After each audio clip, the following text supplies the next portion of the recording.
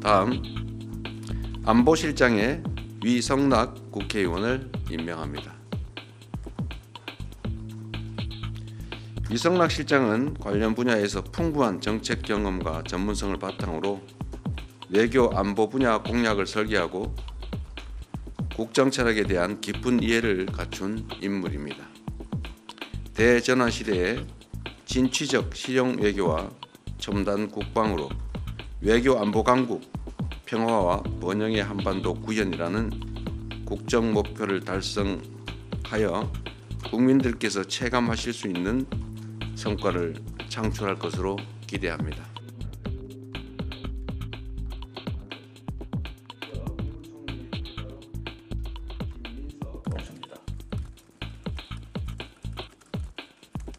외교안보 강국 목표를 향하여 계속 노력을. 오늘 오전에 저희 후보님께서 국익 중심 실용외교 외교안보 강국 외교안보 분야 공약 메시지를 내놓으셨습니다.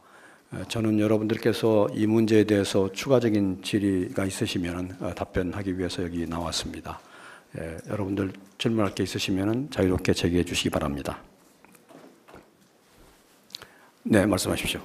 지금 북한이 핵보유국 천명하고 있는 상황에서 실질적인 방안이 있다면 좀 어떤 구상하고 계신지 여쭤보고 싶고, 지난 대선 때는 견인책으로 이 비핵화 조치에 상응하는 이 대북제재 완화 이런 입장을 내놓으셨는데, 이번에는 어떤 입장이신지 궁금하고, 한 가지만 더 여쭙고 싶은 게, 이제 긴장 유발 행위를 상호 중단하겠다고 했는데 이제 지난 정부에서 효력을 정지한 9.19 군사 합의에 대해서는 어떤 입장을 취하실 건지 궁금합니다. 네, 죄송합니다. 지금 북한 핵 문제에 대해서는 지난 하노이 결렬 이래 모든 게 단절되고 또 북한의 핵 미사일 역량이 고도화되는 추세에 있습니다. 일단 이러한 핵 미사일 역량이 고도화되는 데 대해서는 저희가 억지력으로 대응을 하지만, 억지력은 필요한 조건이지 비핵화에 충분하지는 않습니다. 비핵화를 이루려면 아무래도 대화와 협상이 재개되어야 합니다. 그래서 이러한 억지와 협상을 배합하는 전략을 추구하려고 하는 것이고, 지금 당장 어떠한 방안으로 대화를 재개하겠다는 로드맵이 있지는 않지만 그러한 방향을 제시하는 겁니다. 그리고 미북 간의 대화 재개 움직임이 좀 있기 때문에 그러한 흐름도 보아가면서 우리가 적절히 그러한 여건을 활용할 수 있는 방안을 강구하고자 합니다. 제재 완화 문제는 지난번 때와 지금과 사이에 북한 핵 문제에 대한 여러 가지 상황 진전이 있고 여건 변화가 있기 때문에 지금으로서는 바로 그걸 고려하고 있는 상황은 아닙니다. 협의를 진행하면서 협의의 실질 진전이 가능시 된다면 그때는 고려할 수도 있겠습니다만 지금은 없습니다. 그 다음에 저희가 긴장 완화를 추구하는 것은 기본 방향입니다. 9.19가 지금 이제 효력을 갖지 않게 되었는데 9.19에 있었던 그런 긴장 완화나 신뢰 구축은 필요한 부분이기 때문에 비핵화의 진전과 함께 그러한 부분도 검토할 수 있습니다. 아버님, 미국이 한국을 민간 국가로 지정했던 것 관련해서는 혹시 이재명 캠프에서 어떤 대응 계획 세우고 계신 게 좀 있는지 여쭙고 싶고, 또 민주당에서 한때 나왔던 평화적인 원자력 이용 확대에 대해서는 어떤 입장이신지 궁금합니다.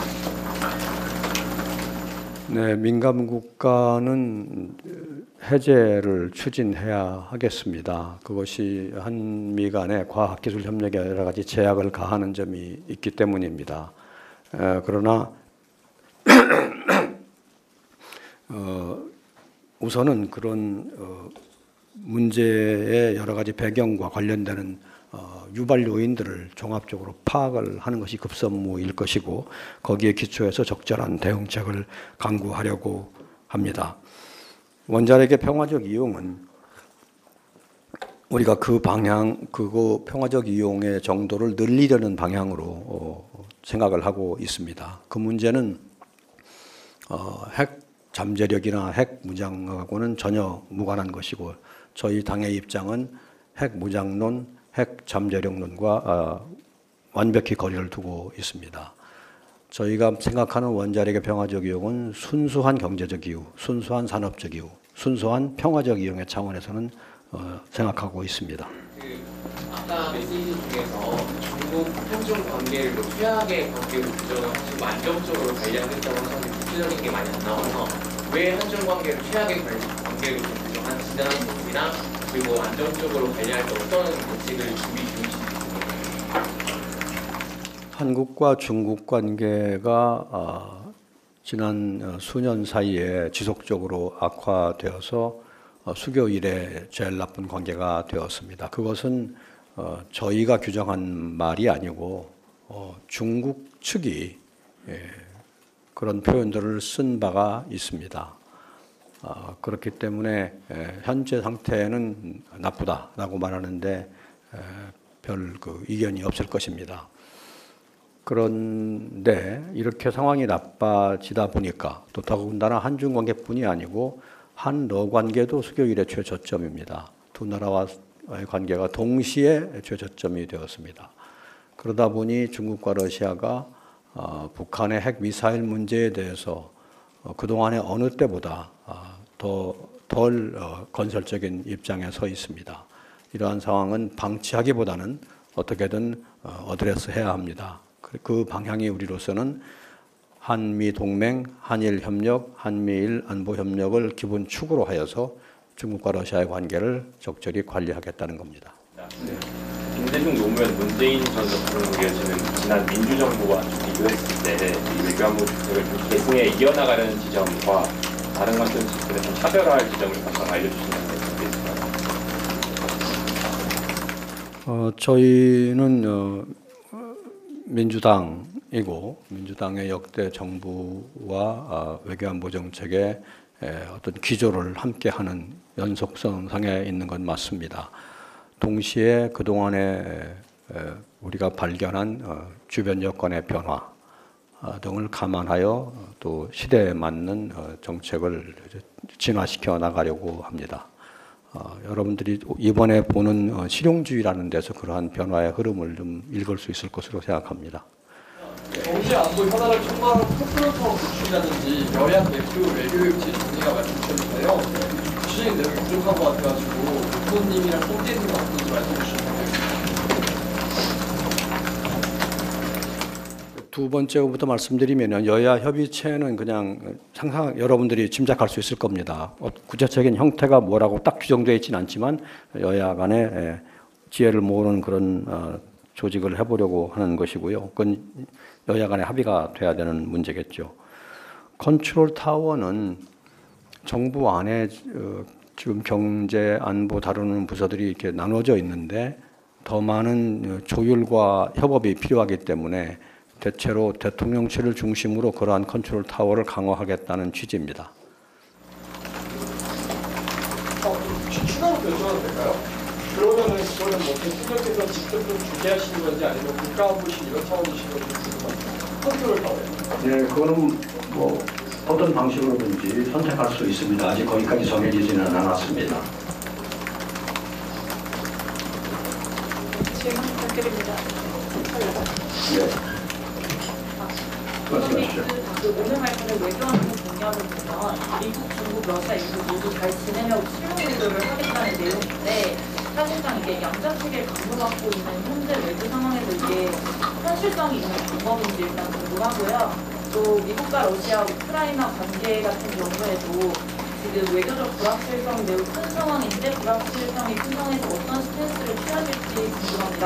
그리고 또 오늘 나왔던 공약 중에 우크라이나 재건 지역 있는데 이게 어떻게 참여하겠다는 계획이 있으신지 궁금하고 마지막으로 지난번에 발표된 공약에는 도시 작전권 산수시킨 내용이 있었는데 여기 오늘 발표된 내용은 빠진 것 같더라고요. 그래서 그 사유도 좀 궁금합니다.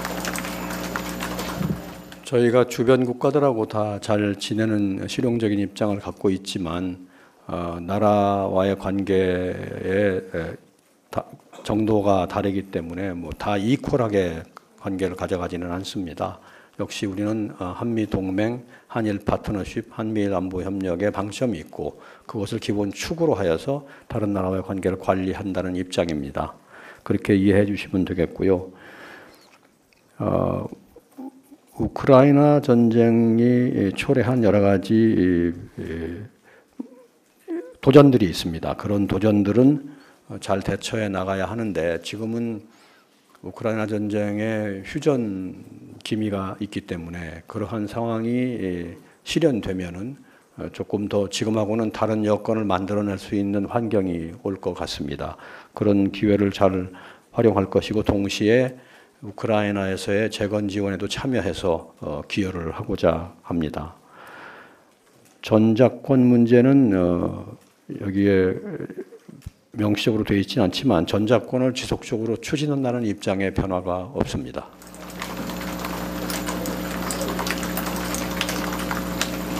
네, 또 질문 부탁드립니다.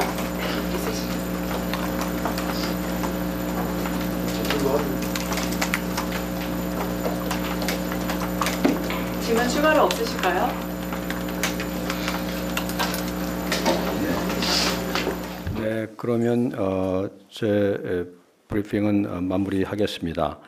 저희가 지금 제시한 국익 중심 실용외교 또 이것을 통한 외교안보 강국 목표를 향하여 계속 노력을 하겠습니다. 그리고 저희가 저희에게 기회가 주어지면 그것을 실현하기 위한 노력에 박차를 더 가하고자 합니다. 여러분들의 많은 관심과 협조를 부탁드립니다. 감사합니다.